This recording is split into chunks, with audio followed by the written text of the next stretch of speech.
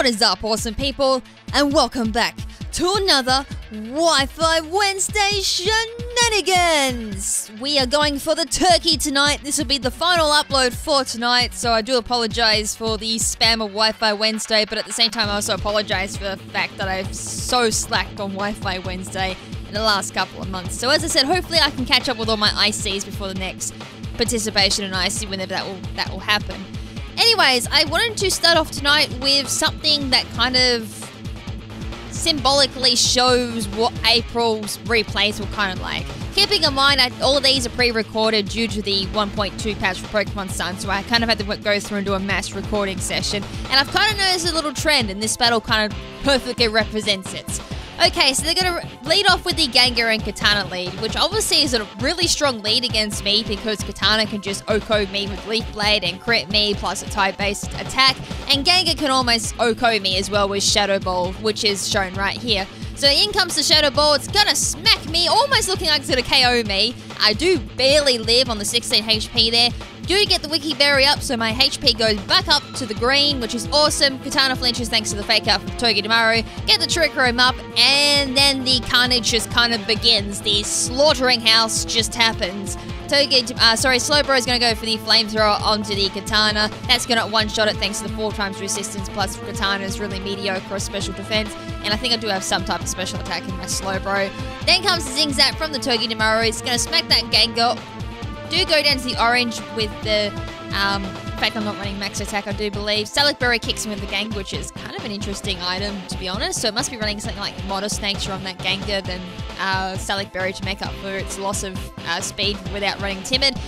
Garchomp comes in, go for the Ice Beam, that's going to one-shot the Garchomp, and that's going to go down, and that's kind of the whole pattern that kind of has been happening with all of these replays I've been watching. It's been very one-sided, mainly from this particular lead, actually, the Togedemaru Slowbro lead, because we all know how much Tapu Koko is spammed, and all the other shenanigans, things like Tapu Lele and all that.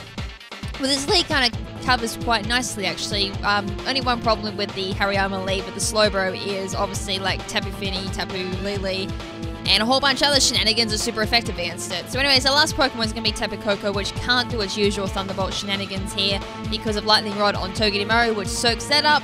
And the very best it can do most times is Dazzling Gleam, unless it's like a physical set, and even then it can't really do too much to me. And that's pretty much, as I said, most of my replays in a nutshell at the moment is one-sided shenanigans, even though they're running quite decent teams, to be honest. Alright, so let's get into the meat and gritty of Wi-Fi Wednesdays. Alright, so here comes the whole shenanigans that everyone loves watching. Okay, so this one was one of your typical VGC battles for me. Quite hard, quite a lot of pressure on me. Alright, so we got the standard Tapu Lele and Drifblim lead here. We're going to have the Psychic Terrain go up from Psychic Surge, plus the Psychic Seed kick in from the Drifblim. I would have fallen out my chair if it wasn't a Psychic Seed Drifblim, because obviously when it activates it gets the Unburden boost, so it's going to double its speed. And then on top of that, you can go for Shadow Ball, which is going to smack my Slowbro quite hard as well. So that's going to go hitting me, bring me down to half health because I am running a bit of special defense in my Slowbro. Tapu Lele also going for the Moonblast, and it kind of looks like this opponent doesn't want me to set up Trick Room because I ain't got no Trick Room now. So it is a Life Orb Tapu Lele as well, which means it's going to be like probably Timid with max special attack as well, probably max speed. So Poison Jab does get the crit there. Unfortunately, no poison, which would have been kind of the icing on the cake for me if I actually got that. So anyways, I'm going to send in my Mudsdale here, which is going to have the Rock Slide and the Heavy Slam and all the other shenanigans to take out the Tapu Lele and the Drifblim.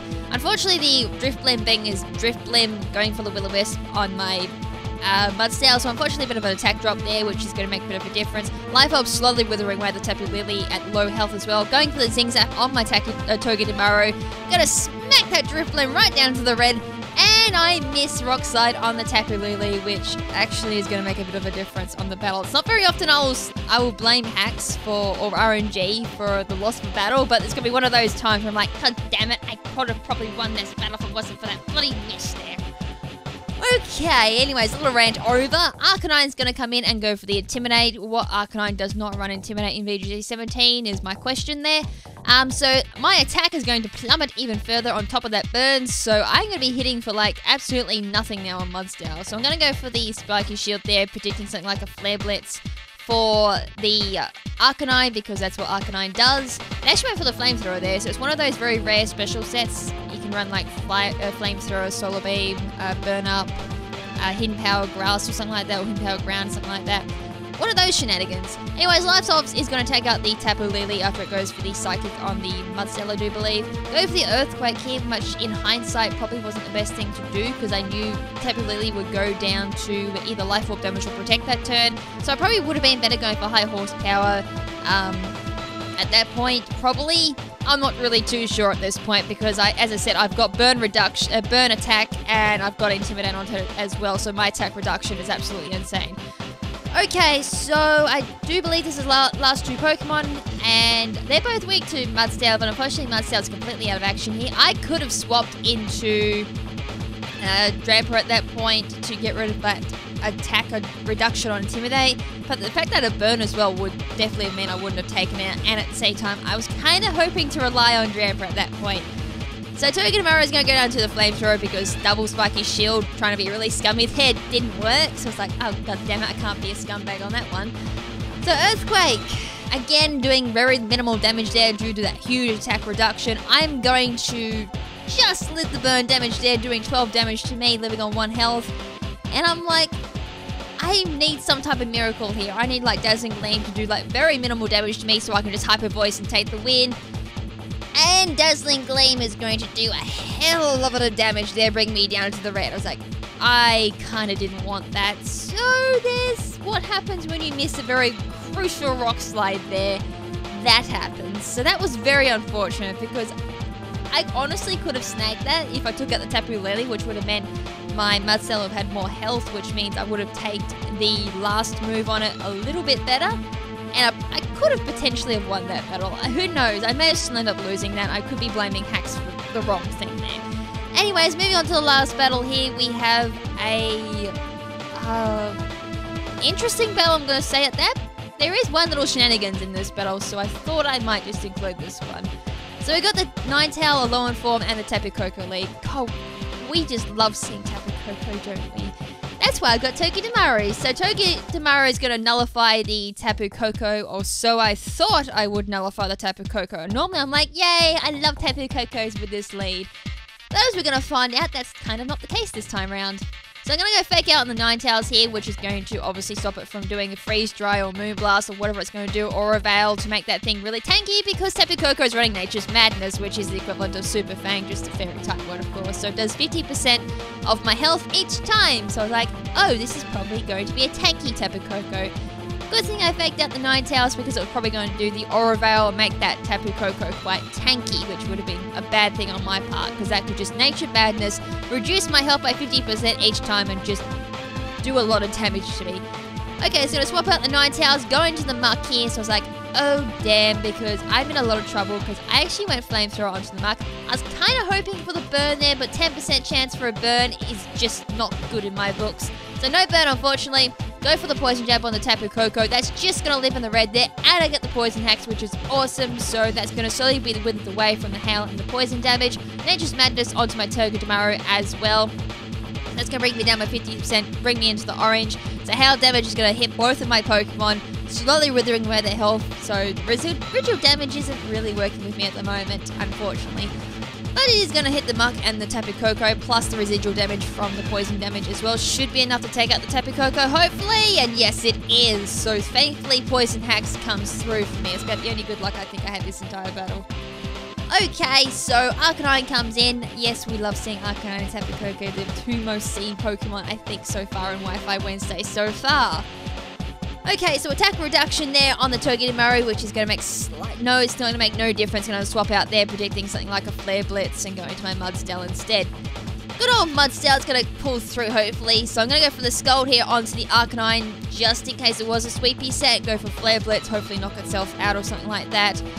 So knock off on the Slowbro from the Muckers. Unfortunately, going to knock out my Slowbro. I was like, god damn it, my bro's just gone down. So yeah, unfortunately, no Slowbro for me, and Trick Room's officially wiped out.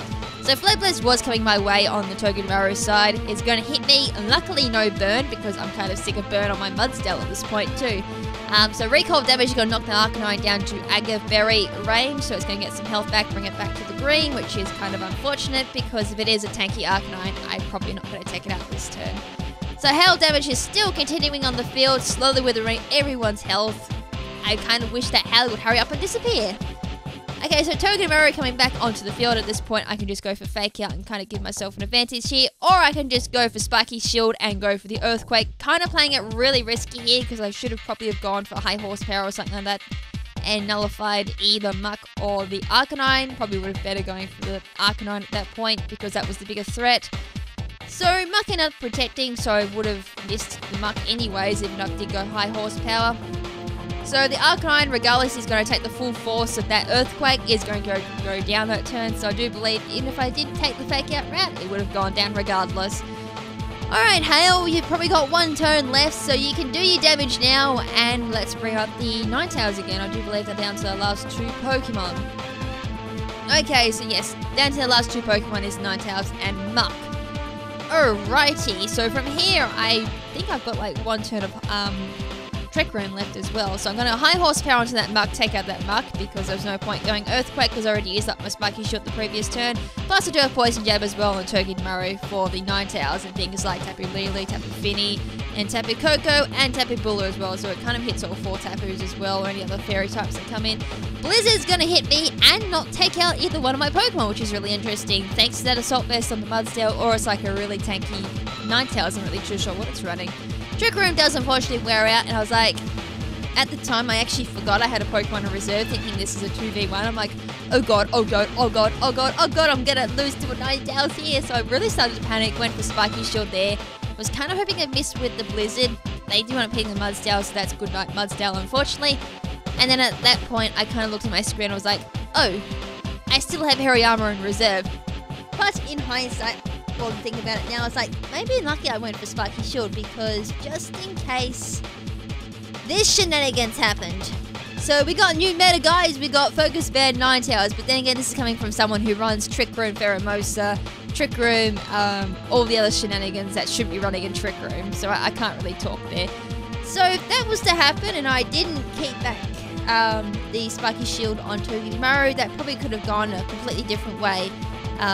I would have faked out the Ninetales, Focus Band would have kicked and I would have flinched it, and then there's a good chance that the Ninetales would have gone Focus Blast and probably OHKO'd me at that point too, because remember Trick Room did actually disappear. And having said that, that is it for tonight, folks. Hope you guys enjoyed it, and if you missed out on the previous two Wi-Fi Wednesdays or are interested in those two previous Wi-Fi Wednesdays that have gone up tonight as well, because this was the third upload for tonight. As I said, I do apologise for the spam of Wi-Fi Wednesdays, but I am trying to slowly catch up with the Wi-Fi Wednesdays that I've missed out on. Make sure to check them out in the playlist in the outro. And as always, the team preview and EVs, moveset, whatever, are on the outro if you want to check them out. Anyways, until next time, this is Lady KrimZen saying ciao for now, but not forever. Ciao!